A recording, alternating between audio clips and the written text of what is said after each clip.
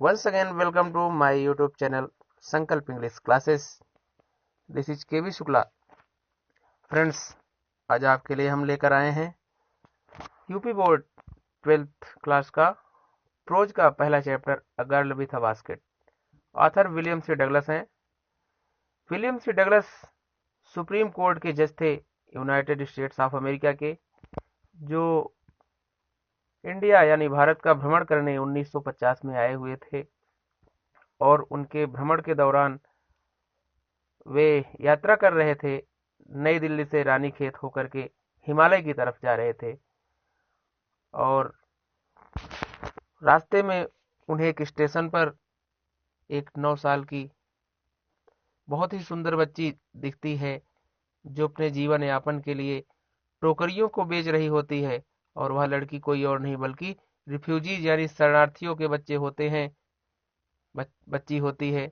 बहुत सारे शरणार्थियों के बच्चे वहां रहते हैं. उन्हीं शरणार्थी बच्चों के बीच में वह एक 9 साल की सुंदर बच्ची भी मिल जाती है और वह विलियम सी डगलस के ऊपर अपनी टोकरी को खरीदने के लिए दबाव बनाती है, जबकि विलियम सी डगलस टोकरी लेने में असमर्थ होते हैं, क्योंकि वो टोकरी और बहुत सारे अन्य सामान पहले से खरीद चुके होते हैं. आइए इस टेक्स्ट के माध्यम से हम उस बच्ची और विलियम सी डगलस के बीच में क्या संवाद हुआ और इन्होंने उस बच्ची की आत्मा में क्या देखा, उस बच्ची के स्वाभिमान को कैसे भांपे, कैसे अनुभव किए, आइए इस टेस्ट के माध्यम से देखते हैं. A girl with a basket William C Douglas का एक पॉपुलर एस्से यानी पॉपुलर निबंध है. आइए टेक्स्ट पर चलते हैं. I had left New Delhi for the Himalayas. William C Douglas कहते हैं, I had left New Delhi, मैं नई दिल्ली छोड़ चुका था, यानी नई दिल्ली से प्रस्थान कर चुका था. फॉर द हिमालयाज, हिमालय के लिए. I was going as far as Bareilly by train, मैं बरेली बाय ट्रेन यानी ट्रेन के द्वारा पहुंचा. And then by car to Ranikhet, और रानीखेत, वहां से रानीखेत कार के द्वारा गया. An old British army hill station, जो एक पुराना अंग्रेजों के समय की सैन्य छावनी थी, पुरानी अंग्रेजों के समय की सैन्य छावनी थी. लोकेटेड, स्थित थी on a 6000 foot ridge opposite a 100 mile stretch of snow capped Himalaya, जो 6000 फीट की ऊंचाई पर अपोजिट 120 मील विपरीत, कहां पर, स्नो कैप्ड हिमालय, बर्फ की ढकी चोटी, हिमालय की बर्फ की ढकी चोटी के 120 मील विपरीत में थी. The train was slow, train धीमी थी. And it stopped at all the way station, train बहुत ही मंद गति से चलने वाली थी और यह मार्ग में पड़ने वाले सभी स्टेशनों पर रुक रुक कर चलती थी. लेखक कहता है, आई स्वंग ओपन द डोर, मैं दरवाजे को खोलता था, ऑफ माई कंपार्टमेंट, अपने डिब्बे के. एंड वॉक द प्लेटफॉर्म, और प्लेटफॉर्म पर घूमने लगता था, चहलकदमी करता था. अब यहाँ पर प्लेटफॉर्म का दृश्य कैसा होता है. The platforms were packed with people, Sikhs, Muslim, Hindus, soldiers, merchants, priests, porters, beggars, hawkers. लेखक कहता है, उस प्लेटफॉर्म का दृश्य कैसा होता है, लोगों से भरा हुआ. लोगों में सिख, मुस्लिम, हिंदू, सिपाही, मर्चेंट यानी व्यापारी, प्रीस्ट पुजारी, पोर्टर्स फेरी वाले, बेगर्स भिखारी, और हाकर्स ये फेरी वाले जो बेच बेच करके वहां घूम घूम करके सामान बेचते हैं. इन लोगों से स्टेशन बिल्कुल भरा हुआ था.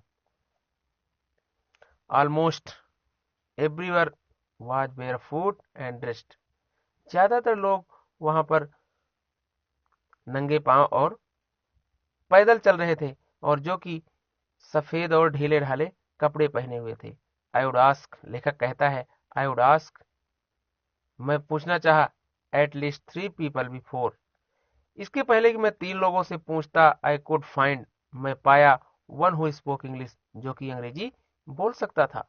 He would talk world affairs, वह बात करना चाहता था, we would talk world affairs, हम बात करना चाहते थे, एंड एवरी मेजर टॉपिक, प्रत्येक मुख्य बिंदुओं पर, the news of the day produced, जो समाचार उस दिन संपादित हुआ था।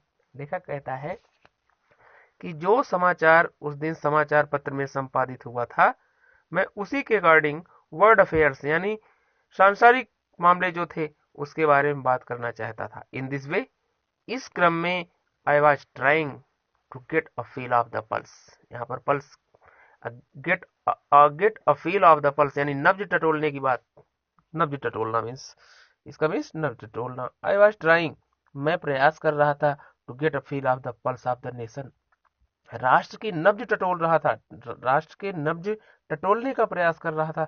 चेकिंग ओपिनियन, लोगों की राय को जानना चाहता था। Against official attitudes and reports, यानी अगेंस्ट ऑफिशियल, जो आधिकारिक सूचनाएं थी, एंड रिपोर्ट्स, जो रिपोर्ट्स थी, आधिकारिक सूचनाएं थी, उनके अगेंस्ट यानी उनके विपरीत मैं लोगों की राय को जानना चाहता था। द रूट ले थ्रो, अब रास्ते की बात होती है, और रास्ता कैसा था? The route lay through one of the richest of India's agriculture areas, जो रास्ता था वो भारत की सबसे कृषि प्रधान क्षेत्र से होकर गुजरा हुआ था। This was the plain of the upper Ganga river, यह गंगा का ऊपरी मैदानी भाग था। 1000 feet above sea level but tropical, जो कि समुद्र तल की हजारों फीट की ऊंचाई पर था, ऊंचाई पर टिका हुआ था, बट ट्रॉपिकल, लेकिन उमस भरा हुआ था, बहुत ही वहां पर गर्मी थी। The Ganga was brown silt,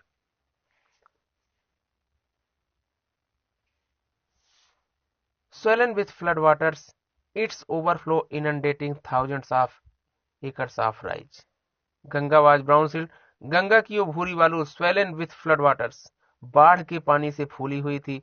it's overflow, इसके बहाव से, इसकी बहाव, इट्स ओवरफ्लो, इसका जो ओवरफ्लो था, इनंडेटिंग, निरंतर, थाउजेंड्स ऑफ एकड़ ऑफ राइस, हजारों एकड़ की जो चावल की खेती थी उसको लगातार तर कर रहा था, भिगाया हुआ था। टू द नॉर्थ, उत्तर की दिशा में, वर जंगल्स, जंगल थे। ग्रेट एक्सपेंसेस ऑफ ग्रास, बहुत बड़े घास के बहुत बड़े जंगल थे। हायर देन अ मैन्स हेड, और जंगल कैसे थे? घास के जंगल थे, और घास कैसी थी? हायर, ऊंची थी, देन अ मैन्स हेड, एक आदमी के सिर से ऊपर, आदमी के सिर के लगभग ऊपर, ऊपर तक, यानी बड़ी बड़ी घासें थी। एंड अनब्रोकन, और निरंतर, एक्सेप्ट, इसके अलावा, for an occasional clump of tree, इसके अलावा कहीं कहीं क्लम्प यानी झुरमुट थे ऑफ ट्रीज, वृक्षों के, इसके अलावा कहीं कहीं वृक्षों के झुरमुट थे, जो कि द होम ऑफ टाइगर्स, चीते के घर हुआ करते थे। Home of tigers, elephant, pythons and cobra, जो कि चीते, हाथी, अजगर और कोबरा के घर हुआ करते थे। Everywhere, everywhere else there was flat land running to the horizon, everywhere else there was flat, हर जगह, प्रत्येक जगह क्या था? वाज फ्लैट लैंड, समतल जमीन थी, समतल जमीन। रनिंग, रनिंग का यहाँ पर रनिंग का तात्पर्य होगा फैली हुई, चारों तरफ, प्रत्येक जगह, चारों तरफ समतल जमीन फैली हुई थी। टू द होराइजन, यानी क्षैतिज दिशा में, क्षैतिज दिशा वह होती है जहां पर जमीन और आसमान मिलता हुआ प्रतीत होता है, यानी सुदूर, सुदूर क्षेत्र तक ये समतल जमीन फैली हुई थी। बट डॉटेड, लेकिन बिंदुवार, हियर एंड देयर, लेकिन बिंदुवार, यहीं, यहाँ कहीं, यहीं कहीं, यानी हियर एंड देयर, यदा कदा, यहाँ वहां, बाय द सेक्रेड बनियान ट्रीज, और बाय राजा पेकर ट्री, पाकर ट्रीज, यदा कदा यानी यहाँ वहां, पवित्र बरगद का पेड़, बाय रॉज ऑफ पाकर ट्रीज, और कतारबद्ध तरीकों से पाकड़ का पेड़, शेप्ड लाइक इल्म्स, और आकार में चिरा बेल के वृक्ष की तरह, and having thick twisted Trunks, जिसके तने मोटे मोटे हुआ करते थे, ये वृक्ष दिखाई पड़ते थे। hot humid air was moving in from the southwest. Hot humid air, सर्द गर्म हवा चल रही थी in from the southwest, यानी दक्षिण पश्चिम से सर्द गर्म हवा बह रही थी. Monkeys, some of them mothers with babies clinging to them and riding underneath. मादा बंदर यानी monkeys, some of them mothers, बंदर कुछ अपनी माओं के साथ, जो माए बंदर थी यानी मादा बंदर थी, विथ बेबीज अपने बच्चों के साथ, क्लिंगिंग, क्लिंगिंग का तात्पर्य यहां पर चिपकाए हुए. मादा बंदर अपने बच्चों को चिपकाए हुए, टू देम स्वयं से, एंड राइडिंग अंडरनेथ उछल कूद कर रहे थे. सॉन्ग ऑफ ट्रीज पेड़ों पर झूलते थे. एट द स्टेशन यानी स्टेशन पर. स्टेशन पर मादा बंदर अपने बच्चों को अपने पेट से चिपकाए हुए उछल कूद कर रहे थे.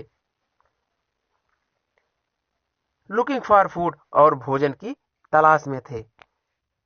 द विलेजेस वी पास्ड, जो गांव हम जिस गांव से गुजर रहे थे यानी जो गांव हम पीछे छोड़ रहे थे, had walls made of mud mixed with water and cow dung. जिस गांव से हम गुजर रहे थे उस गांव में जो घर बने हुए थे उनकी घर की दीवारें जो थी मिट्टी, पानी और गोबर के मिश्रण से बनी हुई थी. काउडंग मीन्स गोबर. देयर पीक्ड रूफ्स वर दैश्ड, उनके जो छत थे, चोटी, जो छत की चोटी थी यानी छत का जो ऊपरी भाग था, वर दैश्ड बंधा हुआ था, बंडल ऑफ ग्रास, घास के बंडलों से, टाइड टू बम्बू पोल्स, और बांस के खंभों से, स्टिच अक्रॉस द रैफ्टर्स, और जो छत थे वो बल्लियों से जकड़े हुए थे. दैट डे द पंपकिन, उन दिनों, द पंपकिन यानी कद्दू, that day the pumpkin vines, उन दिनों कद्दू की लताएं, दैट ग्रीव ओवर देम, उनके ऊपर बढ़ी हुई थी, फैली हुई थी. वन इन ब्लूम, चमक रही थी, सजाए हुए थी. Trailing streaks of yellow over drab walls, उस ड्रेव वॉल्स यानी बिल्कुल खराब दीवार जो हो गई थी, यानी आप बोल सकते हैं बिल्कुल बुरी लगने वाली दीवारों को हल्की हल्की पीली करके सजा रखे थे. क्या, किस तरह से सजाए हुए थे?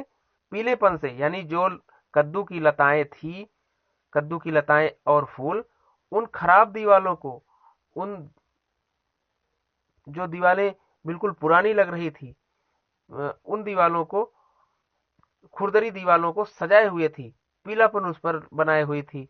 एट वन स्टेशन, एक स्टेशन पर. My routine of talking with the people was interrupted, लेखक कहता है एक स्टेशन पर मेरा लोगों से बातचीत करने का सिलसिला थमा. इंटरप्टेड मीन्स रुकना या थमना. एज सुन एज आई अलाइटेड, लेखक कहता है, विलियम सी डगलस कहते हैं, एज सुन एज, ज्यों ही, आई अलाइटेड, मैं खड़ा हुआ, मैं उठा, a group of young children, एक छोटे बच्चों का समूह, गदर अराउंड मी, मुझे चारों तरफ से घेर लिया. दे वर सेलिंग बास्केट्स, वे टोकरियां बेच रहे थे. हैंड वुवन, हाथ की बनी हुई. रीड बास्केट, सरकंडे की टोकरियों को, रीड मीन सरकंडा, सरकंडे की हाथ की बनी टोकरी को बेच रहे थे. With simple design and pattern, साधारण बनावट की टोकरियां जो कि सरकंडे की थी और हाथ से बुनी हुई थी, वो बच्चे उन्हीं टोकरियों को बेच रहे थे. They held the baskets high, वे टोकरियों को ऊपर उठाए हुए थे.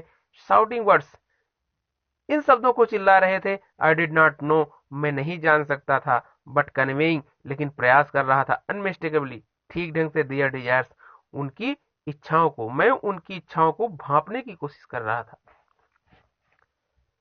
नेक्स्ट पैराग्राफ में देखते हैं. दीज वर रिफ्यूजी चिल्ड्रेन, ये शरणार्थी बच्चे थे. When partition between India and Pakistan, जब भारत और पाकिस्तान का बंटवारा हुआ था. जब भारत और पाकिस्तान का बंटवारा हुआ था तब के समय की बात है. ये शरणार्थी बच्चे थे और शासन के यानी नियम के हिसाब से, डिक्रीड में शासन के हिसाब से, शासन के रूल के अनुसार भारत और पाकिस्तान का बंटवारा हुआ था. Hundred of thousands of people, सैकड़ों हजारों लोग पुल्ड अप दियर रूट्स, अपने अपने रास्ते को बदल लिए थे, एंड चेंज दियर रेजिडेंस, और अपने निवास स्थल को भी बदल दिए थे। 9 million people left Pakistan, 90 lakh लोग पाकिस्तान को छोड़ दिए, एंड केम टू इंडिया, और भारत आ गए। Driven by the fear of religious फैनाटिसिज्म,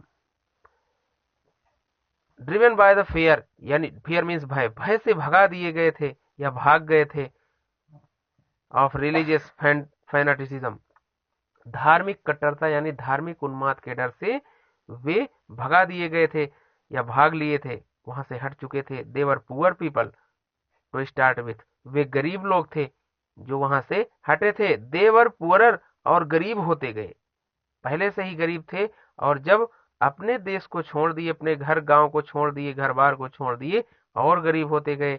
as they began their long trek, जो वे अपनी लंबी यात्रा पर निकले, जब वे अपनी लंबी यात्रा पर निकले तो गरीब थे और गरीब होते ही चले गए। वाज बिट ऑफ फूड, कुछ भोजन के अंश को लेकर के, यानी थोड़ा बहुत भोजन लेकर के, एंड फ्यू बिलोंगिंग्स, और कुछ अन्य सामानों के साथ वे अपने घर से निकल पड़े थे। सोन दे वर आउट ऑफ फूड, और शीघ्र ही वे अन्नहीन हो गए, भोजनहीन हो गए, यानी उनके पास खाने के लिए कुछ भी नहीं रहा। अ फ्यू डेज आफ्टर, कुछ दिनों बाद, दे स्टार्टेड, वे प्रारंभ हो गए, they began to fall by the wayside from the weakness of hunger, कुछ समय बाद, थोड़े ही दिनों बाद वे भोजन के अभाव में हो गए, और रास्ते में चलते चलते जो जहां गिरते थे वहीं वीकनेस ऑफ हंगर यानी भूख की कमजोरी से गिरते थे और मर जाते थे। वेयर दे फेल, जहां भी वे गिरते थे। द चिल्ड्रन सेलिंग बास्केट्स, बच्चे टोकरिया बेच रहे थे। Were sons and daughters of these refugees, जो बच्चे टोकरिया बेच रहे थे वे इन्हीं शरणार्थियों के पुत्र और पुत्रियां थे।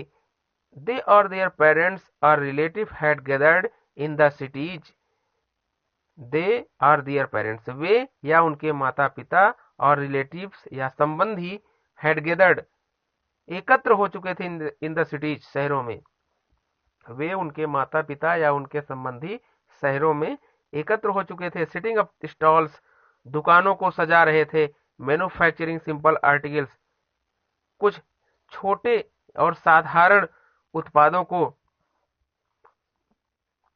Trying to make a living in markets, और बाजार में आजीविका के लिए प्रयास कर रहे थे। ऑलरेडी ओवर क्राउडेड, जो कि पहले से ही भरा भरा था। They lived in cloth and grass sets that lined the street, वे घास और कपड़े की बनी शेड यानी छाया या झोपड़ियों में कतारबद्ध तरीके से जो बनी हुई थी उसी में रह रहे थे। The peasants among these refugees, इन शरणार्थियों में से जो किसान थे, हैड बीन एकस्टम्ड, आदि हो गए थे, too little all their lives, अपने जीवन को जीने के लिए, for the annual income of an agriculture family does not exceed, जो छोटी सी इनकम थी, जो उनकी छोटी सी वार्षिक इनकम थी, उस छोटी सी वार्षिक इनकम के वे आदि हो गए थे। N agriculture family does not exceed, एक कृषक परिवार जो होता है, डज नॉट एक्सीड, ज्यादा नहीं कर सकता, ऑन एन एवरेज, औसतन, $100 अ ईयर, $100 से ज्यादा की कमाई नहीं कर सकते, और वे इस चीज के आदि हो गए थे। There is one meal a day, उन्हें भोजन, there is one meal a day, वहां उन्हें एक समय भोजन मिलता था, दिन में एक बार। भोजन में एन ओनियन, एक प्याज, a piece of bread,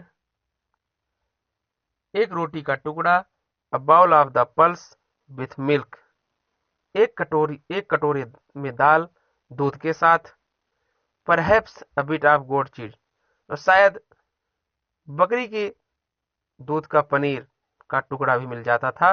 no T, चाय नहीं मिलती थी। नो कॉफी, कॉफी नहीं मिलती थी। नो फैट, वसा नहीं मिलती थी। नो स्वीट्स, मिठाई नहीं मिलती थी। नो मीट, और मांस भी नहीं मिलता था। $100 अ ईयर,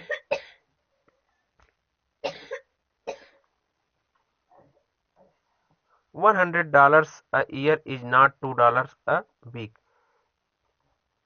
$100, $100 यानी $100 अ ईयर इज नॉट, $100 एक साल में, $2 अ वीक।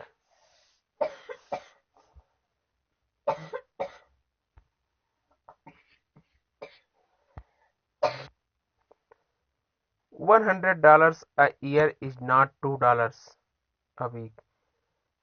$100 एक साल में इज नॉट $2, $2 नहीं हो सकता अ वीक, एक हफ्ते में। एक हफ्ते में $100 जो एक $100 होता है एक साल में, वह एक हफ्ते में $2 नहीं हो सकता। इट इवन, यद्यपि, that small amount is hard to earn, इतनी छोटी सी राशि को कमाने के लिए, बाय सेलिंग बास्केट, टोकरियों को बेचकर, to people too poor to buy them, बहुत ही मुश्किल था, क्योंकि गरीब लोग ही बेच रहे थे और गरीब ही खरीद रहे थे। यानी गरीबों के द्वारा बनाया गया और गरीबों के द्वारा खरीदा गया, कैसे इतनी बड़ी इनकम हो सकती थी।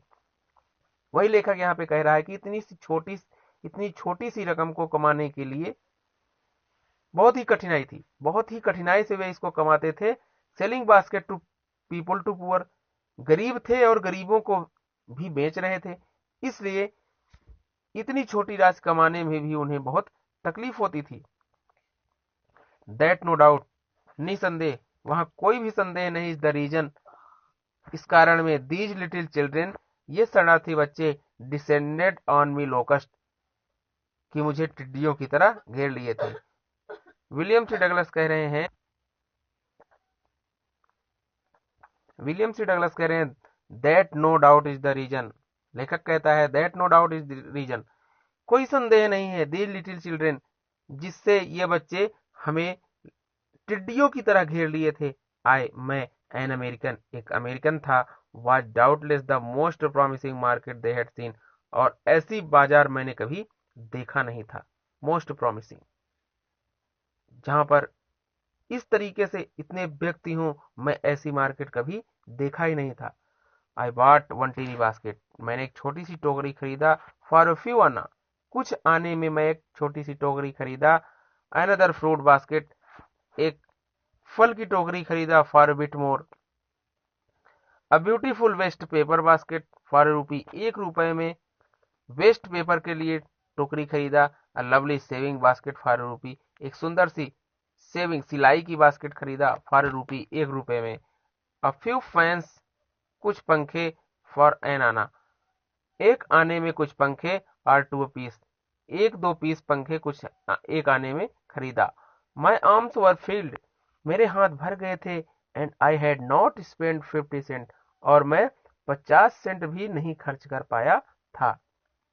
The children passed in shouting their wares, बच्चे अपनी जरूरतों को देखते हुए चिल्ला रहे थे, गुजर रहे थे। आई वॉज प्रिजनर, मैं कैदी की भांति था।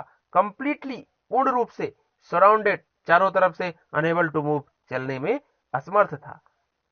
लेखक कहता है आई वॉज प्रिजनर, मैं वहां पर एक कैदी की भांति हो गया था, घिर गया था। कंप्लीटली सराउंड, पूर्ण रूप से, चारों तरफ से, अनेबल टू मूव, चलने में असमर्थ था। The most diligent aggressive vendor was a beautiful girl of 9 right in front of me. The most diligent, diligent का तात्पर्य यहाँ पर परिश्रमी से होगा, बहुत ही, मोस्ट डिलीजेंट, बहुत परिश्रमी, एग्रेसिव, तेज, वेंडर यानी विक्रेता, परिश्रम, बहुत ही परिश्रमी, तेज विक्रेता। वाज ए ब्यूटीफुल गर्ल, एक सुंदर लड़की थी, ऑफ 9 साल की, right in front of me, मेरे सामने खड़ी थी। बहुत ही सुंदर, तेज, एक 9 साल की विक्रेता बच्ची मेरे सामने खड़ी थी। She had a lovely basket, उसके पास एक प्यारी सी टोकरी थी, विथ हैंडल, जिसमें पकड़ने के लिए हैंडल लगा हुआ था। एंड सी वांटेड, वह चाहती थी, ₹1, ₹1 एंड हाफ फॉर इट, वह इसके लिए एक और आधा यानी ₹1.5 वह चाहती थी।